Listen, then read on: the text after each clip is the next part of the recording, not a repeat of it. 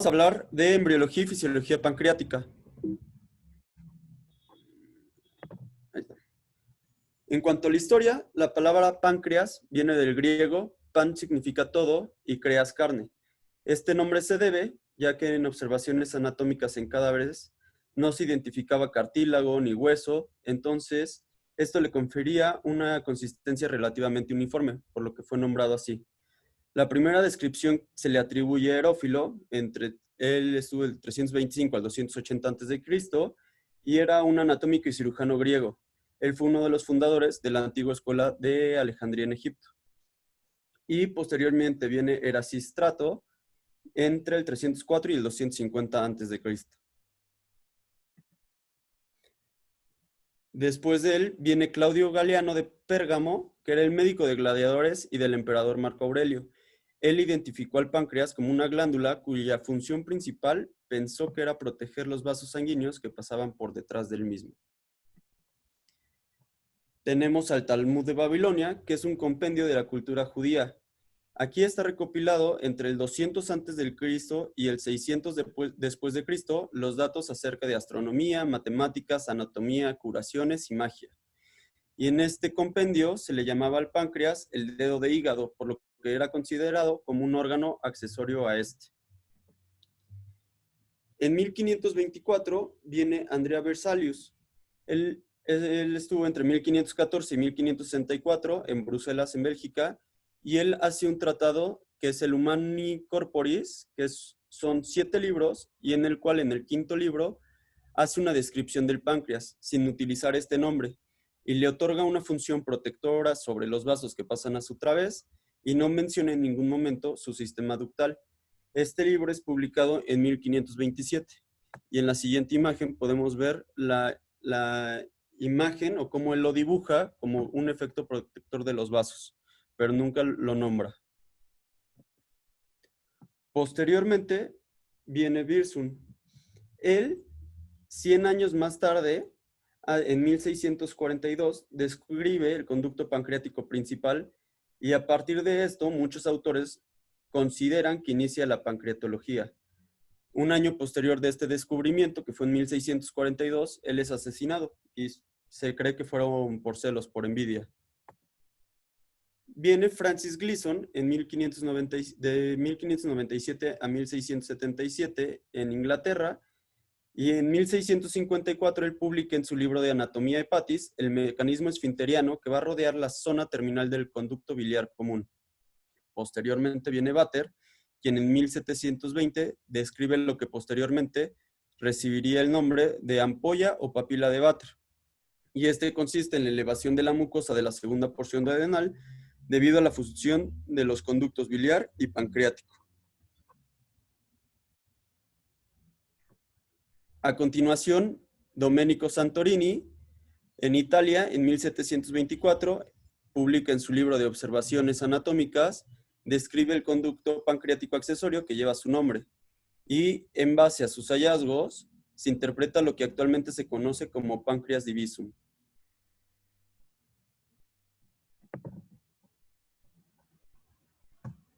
Después Odi, en Italia también, en 1887, publica en los archivos italianos de biología la descripción de las fibras musculares circulares y longitudinales que van a rodear el extremo distal de los conductos biliar y pancreático, caracterizando además sus propiedades fisiológicas. Ahora, entrando en cuanto a la historia de la embriología y de la fisiología, la primera investigación sobre embriología se le atribuye a Meckel en 1806, y en cuanto a embriología comparada es Goethe en 1861. Hay que mencionar que muchos químicos fueron los que describieron la fisiología digestiva. Como más adelante los vamos a ver más detalladamente, pero podemos ejemplificar con Marset, que descubre la lipasa en 1815, Kuhn, la tripsina en 1874, Salomon Lovenhart, la reversibilidad de la lipasa en 1900, Schwann, el descubrimiento de la pepsina, y Atkins, la gastrina en 1905. Pero vamos por partes. Entonces, tenemos a Eberle en 1843. Él sugirió que el jugo pancreático emulsificaba las grasas, pero nunca lo pudo comprobar. Después viene Valentín en 1844, que él demuestra que actuaba sobre el almidón. Uno de los más importantes es Claude Bernard. Él demostró que la digestión gástrica era solo un acto preparatorio y que el jugo pancreático emulsificaba las grasas, separándolo en ácidos grasos y glicerina. Tenía también una acción solvente sobre los protoides no disueltos por el estómago. Estos trabajos los hizo entre 1849 y 1856. Y entonces él describe la función exocrina pancreática y es considerado el padre de la fisiología pancreática y además se le considera el fundador de la medicina experimental, ya que él creó el primer modelo experimental de pancreatitis aguda en perros al inyectarles bilis y aceite de olivo directamente al páncreas. Después, Paul Langerhans, en su tesis, mientras era estudiante de contribución de la anatomía microscópica del páncreas, aquí con estudios de tinción y transiluminación fue el primero en describir la estructura del tejido de los islotes. Y posteriormente Lagues, en 1893, los llamó las islas o los islotes de Langerhans. En 1882, Kuhn y Lea describieron la red capilar que rodea las células de los islotes. Y en 1895, Dolinsky, que era un alumno de Petrovich Pavlov, encontró que la introducción de los ácidos grasos en el duodeno causaba un flujo de jugo pancreático. Esto infiriendo que el ácido gástrico causaba esta secreción, pero no le puso ningún nombre. Posteriormente viene Bayliss y Starling, que lo denominan secretina en 1902. Y tenemos a Iván Petrovich Pavlov. Es un ruso, el cual fue el director del Departamento de Fisiología del Instituto de Medicina Experimental de San Petersburgo y posteriormente ganó el Premio Nobel de Fisiología y Medicina en 1904 por sus estudios en fisiología de las secreciones digestivas, además de que demostró la existencia de lo que llamó el reflujo condicionado y que la estimulación secretora del páncreas se realizaba a través del nervio vago. Y este es el libro donde se publicó en 1902 y se hace acreedor a este premio. Entrando al tema de embriología como tal, esta se da entre la cuarta y la quinta semana de vida. Se va a formar a partir de dos yemas, una dorsal y una ventral, la cual se origina del revestimiento endodérmico del duodeno. Al día 26, la yema pancreática dorsal se va a alojar en el mesenterio dorsal y va a formar la cabeza, el cuerpo y la cola. Y en el día 32, la yema pancreática ventral se va a ubicar cercano al colédoco y va a formar el proceso uncinado, la región inferior de la cabeza del páncreas, además de hígado, vesícula y la vía biliar. Cuando el duodeno rota hacia la derecha, va a adquirir una forma parecida a la letra C, y entonces la yema pancreática ventral se va a desplazar hacia atrás y va a quedar ubicada justo por debajo y atrás de la yema dorsal. Por último, al final de la sexta semana se van a fusionar estas dos. Entonces, para ejemplificar todo esto, tenemos la siguiente imagen. En la imagen de la izquierda, en rojo, tenemos la yema dorsal del páncreas y la yema ventral del páncreas de color azul. Entonces, estas se van a rotar en seguimiento de lo que sería la letra C del duodeno. Y entonces la yema pancreática ventral se desplaza hacia atrás y va a quedar ubicada justo por debajo, como podemos ver en la imagen de la derecha. Va a quedar de manera postero-inferior y a partir de la sexta semana se van a fusionar. En cuanto a los conductos, tenemos al conducto pancreático principal, que es el de Wirsung. Este se va a formar a partir del segmento distal del conducto pancreático dorsal y todo el conducto pancreático ventral. Y tenemos también el segmento proximal del conducto pancreático dorsal, se puede obliterar o persistir como un conducto pequeño, y este es el accesorio o de Santorini. En cerca del 10% de los casos, el sistema de conductos no se van a funcionar y va a persistir como un sistema original doble. Aquí lo podemos ver a continuación. Entonces tenemos que el conducto principal, que es el de Wirsung, se va a formar a partir del segmento distal del conducto pancreático dorsal, que está en rojo. Entonces, al momento de la fusión, se crea un único, como podemos ver en la imagen de la derecha, y va a ser el conducto principal, mientras la vía accesoria se puede obliterar o puede persistir y va a ser la vía accesoria o de Santorini.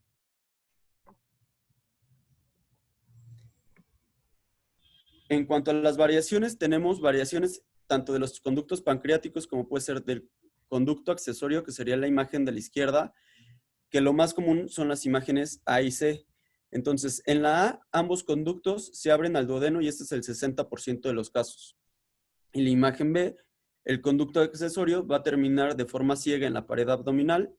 En la C, el conducto accesorio tiene un ciego antes de alcanzar el duodeno, y esto es hasta el 30% de la población. El D, el conducto accesorio no tiene conexión con el conducto principal, y el E está ausente totalmente. Y en la imagen de la derecha podemos ver en cuanto al conducto principal. Lo más frecuente es la A.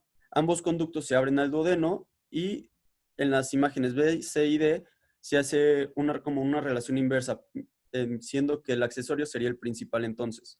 Entonces, en la imagen de la B, el conducto principal es más pequeño que el conducto accesorio. En la C, el conducto principal no tiene conexión con el accesorio, que es más grande. Y en la D está ausente o el principal está corto, que es el 10% de los casos. Todas esas variantes anatómicas, y bueno, las que vas a poner en la siguiente diapo que ya vi, Ajá. es importante que después, digo, tú ya las analizaste porque estás haciendo la clase, pero que después todos se sienten a analizarlas, que sí tienen implicaciones especialmente en CEPRES y en estudios de imagen, o sea, que tengan muy presentes todas estas variantes anatómicas, porque sí te confiere un mayor riesgo en una CEPRE de pasarte al conducto pancreático, de que sea una CEPRE fallida, a la hora que estás viendo con la angioresonancias no perderte. Entonces sí son importantes y unas tienen como más riesgo de que una coledocolitiasis también te cause pancreatitis y pues ahí ven las explicaciones. Entonces, pues después nada más siéntense como analizarlas y sí tenerlas como en mente, no sé, no necesariamente los porcentajes, pero sí tenerlas en mente. Bien. Y entonces en esta imagen podemos ver la relación que tienen los conductos, tanto Wirsung Santorini, con el conducto biliar común. Y entonces, por la imagen, la primera fila, el conducto superior es más grueso. Bueno, el conducto superior más grueso va a ser entonces la vía biliar común. Después, en cuanto a tamaños, va a seguir el conducto principal de Wirsung. Y por último, el más pequeño de todos es el de Santorini.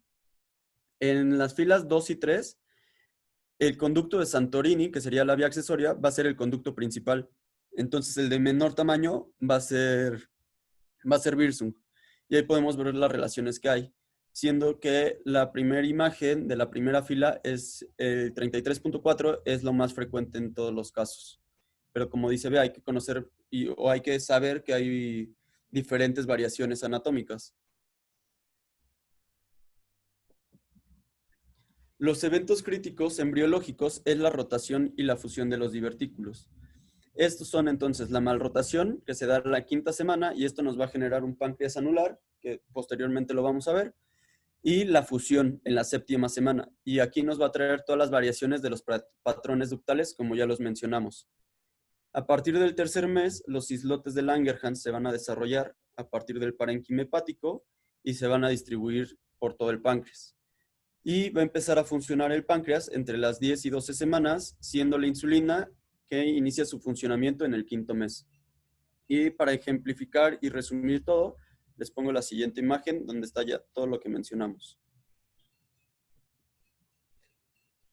Ahora, en cuanto a las anomalías congénitas, tenemos aplasia, hipoplasia, hiperplasia, displasia, variaciones de anatomías y conductos, como ya los mencionamos, el páncreas anular, una vesícula biliar pancreática, la fibrosis quística, anomalías de rotación, tejido pancreático ectópico, anomalías vasculares y un páncreas intraperitoneal. Vamos a mencionar a los tres más comunes. Tenemos entonces al páncreas divisum. Este también es llamado páncreas ventral aislado. Es la ausencia de la fusión de los primordios pancreáticos o dorsal. Y entonces esto se traduce en que el drenaje va a ser por separado tanto el conducto de Wirsung como Santorini. Esto se cree que está en el 3% de la población Y se ha visto, se ha demostrado por medio de CEPRE que en los pacientes con pancreatitis aguda se encuentra hasta un 12%. Entonces, esto sugiere que un páncreas divisum va a predisponer a ataques de pancreatitis aguda, pero no se ha comprobado. Tenemos el páncreas anular. Este se genera porque la yema pancreática ventral tiene dos componentes que se van a fusionar y van a rotar en torno al duodeno cuando hace la C. Entonces, de tal modo que lo normal es que quede ubicada por debajo por detrás e inferior al pancreático dorsal. En ocasiones, la porción derecha va a seguir su trayecto normal, pero la porción izquierda sigue una dirección opuesta. Entonces, de este modo, el duodeno va a quedar rodeado por tejido pancreático y se va a formar el páncreas anular. Y en ocasiones esto puede llegar a estrangular al duodeno y generar una obstrucción completa. Y aquí lo vemos. Entonces, en lugar de que sigan las dos partes del páncreas ventral una sola dirección, siguiendo al duodeno cuando hace la C, se van por lados opuestos y al final lo que generan es una obstrucción o un estrangulamiento del duodeno, haciendo lo que quede cerrado totalmente y generando una obstrucción completa. Y así se vería.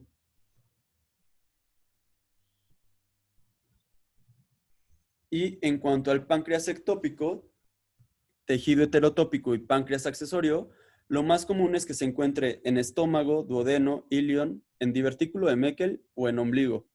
Y lo menos frecuente en colon, apéndice, vesícula, epiplón o mesenterio. Si hay tejido ectópico, este es funcional totalmente. Entonces puede tener el paciente casos de pancreatitis recidivantes y que sea en diferentes focos. Esto puede originar una obstrucción pilórica, interrupción de la peristalsis normal, producción de úlceras pépticas o de neoplasias.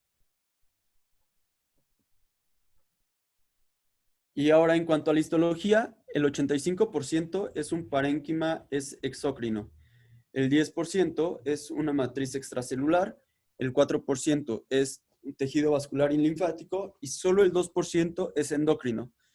Y en cuanto a la función tenemos que es endocrino por medio de las islotes de Langerhans y exócrino a través de las células acinares. El páncreas exócrino va a generar y va a secretar de 500 mililitros a 800 de jugo pancreático al día. Esto viene por los acinos, que es el conjunto de células acinares, y las células acinares son enzimas encargadas de la digestión a través de amilasa, lipasa, proteasa y tripsinógeno. Estos van a drenar por una red ductal al conducto pancreático y su estimulación es vagal, va a aumentar la secreción exócrina del páncreas y la inhibición se da por el sistema nervioso simpático. Todas las secreciones entonces de los acinos drenan a través de la red ductal hacia el duodeno a través de las papilas duodenal tanto mayor como menor. En cuanto a las enzimas pancreáticas, tenemos la amilasa, que es la enzima pancreática que digiere a los carbohidratos.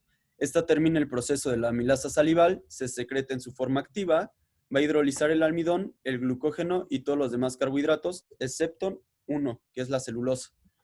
Y va a originar los disacáridos y trisacáridos. Tenemos a la lipasa, que es la enzima pancreática que va a digerir las grasas, va a hidrolizar los triglicéridos hacia ácidos grasos y monoglicéridos.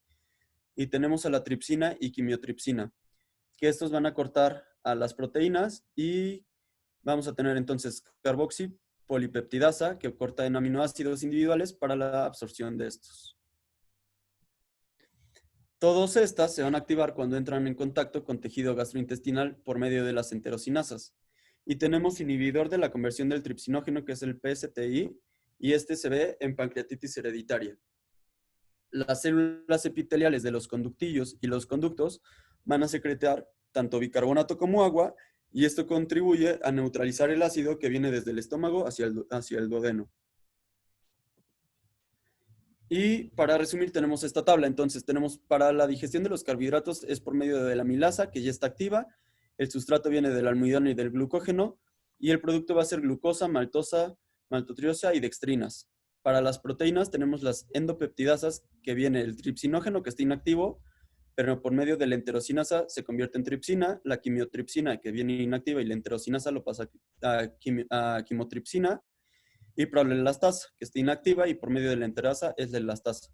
Y su sustrato es los enlaces entre los aminoácidos y el producto va a ser aminoácidos y dipéptidos. Y las grasas. Las grasas, la digestión va a ser por medio de la limpasa pancreática, que ya está en su forma activa. El sustrato son los triglicéridos y va a generar ácidos grácidos y monoglicéridos 2. La fosfolipasa A2, por medio de la tripsina, pasa a fosfolipasa A2 activa, el sustrato de la fosfolipasa y el colesterol esterasa, que este sustrato va a ser por medio de los lípidos neutros. La regulación de esto viene por medio de la estimulación que se da a través de entonces de la acetilcolina, que va a estar liberada en las terminaciones de los nervios vagos, de la colecistocinina, que esta se va a secretar por la mucosa duodenal y yeyuno proximal cuando va a entrar en contacto la comida, y la secretina, que esta se va a secretar por la mucosa duodenal y del yeyuno cuando entra el quimoácido al intestino delgado. Y entonces aquí va a haber secreción de bicarbonato. Tenemos 3 fases de la secreción pancreática. La primera es cefálica. Las señales nerviosas que produce la secreción gástrica también va a determinar una liberación de acetilcolina desde terminaciones nerviosas vagales, como ya lo mencionamos.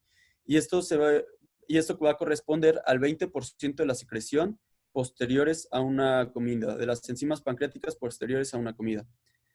A continuación viene la fase gástrica. Esta estimulación nerviosa de la secreción enzimática va a proseguir y va a justificar un 5 al 10% de la secreción enzimática postprandial. Y a continuación tenemos la fase intestinal, que este es el restante, el 70%, cuando el quimo entra al intestino delgado y las secreciones pancreáticas se tornan abundantes en respuesta de una secreción hormonal.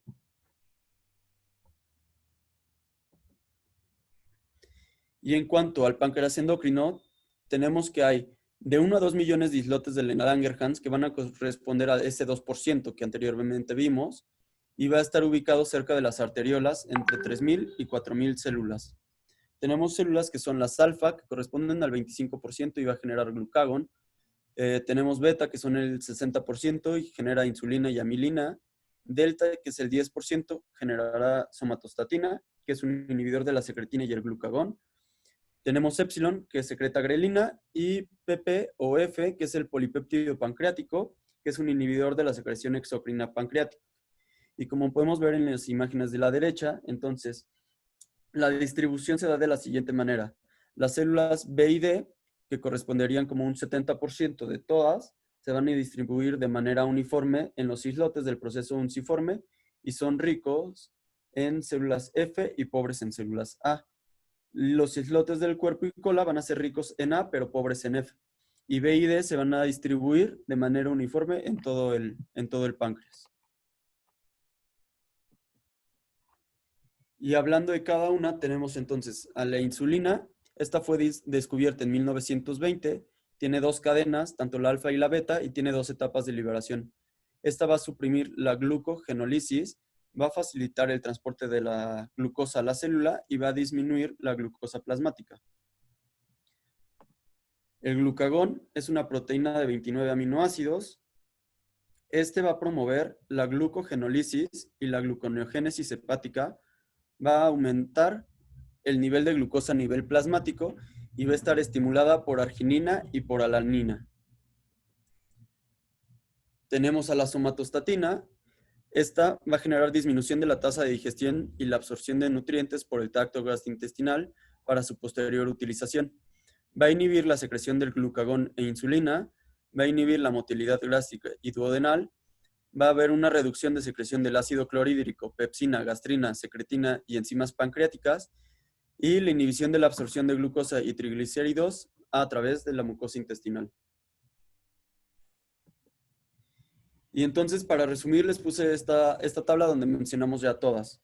Entonces, tenemos la insulina, que es un producto de la célula beta pancreática, va a disminuir la gluconeogénesis, la glucogenólisis, el catabolismo de los ácidos grasos y la cetogénesis. Y va a aumentar la glucogénesis y la síntesis de proteínas. El glucagón, que viene de la célula alfa, tiene los efectos opuestos a la insulina. Entonces va a incrementar la glucogenólisis y la gluconeogénesis. Y tenemos somatostatina, que viene de la célula delta y este inhibe la secreción gastrointestinal, inhibe la secreción y la acción de todos los péptidos endócrinos gastrointestinales, y va a inhibir también el crecimiento celular. Tenemos el polipéptido pancreático, que, que viene de la célula PP o F, y este inhibe la secreción exocrina pancreática y la secreción de la insulina. La milina, que como vimos también viene de la célula beta, tiene una secreción contrarreguladora en cuanto a la función de la insulina. La pancreastatina, que también viene de la célula beta, disminuye la liberación de la insulina y de la somatostatina, va a aumentar la liberación del glucagón y disminuye la secreción pancreática exócrina. Y por último tenemos a la grelina, que esta viene de la célula épsilon y esta va a disminuir la liberación y la acción de la insulina. Y eso sería todo en cuanto a la embriología y la fisiología pancreática. No sé si tengan alguna duda.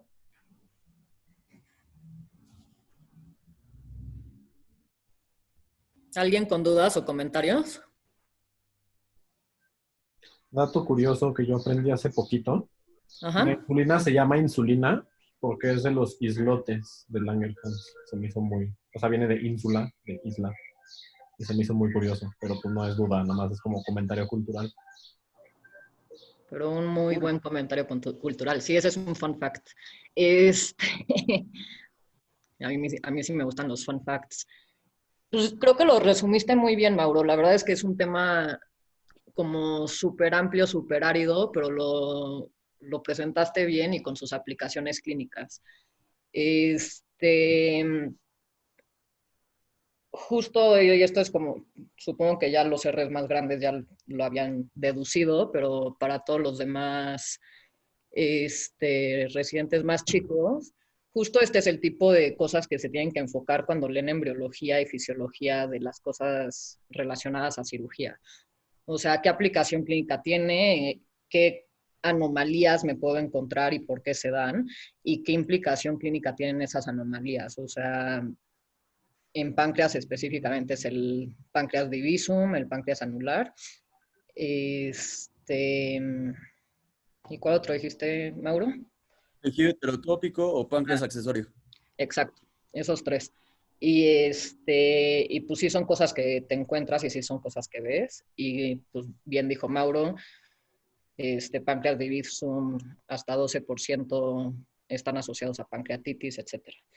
Entonces, justo cuando lean embriología, que es súper árido, como que traten de sacarle provecho a ese tipo de cosas. Una cosa importante que supongo que van a ver a la hora que vean la clase de pancreatitis crónica es con qué porcentaje de páncreas puede alguien funcionar adecuadamente. Páncreas sí es ultra complejo por su función exócrina y endocrina y pues creo que sí lo resumiste bien, Mauro, ya no voy a decir más. Gracias, Bea.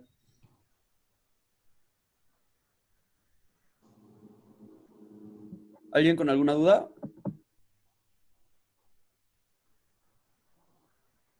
Pues damos por terminada la presentación, amigos. Muy bien, pues cuídense mucho. Gracias, Mauro. Gracias.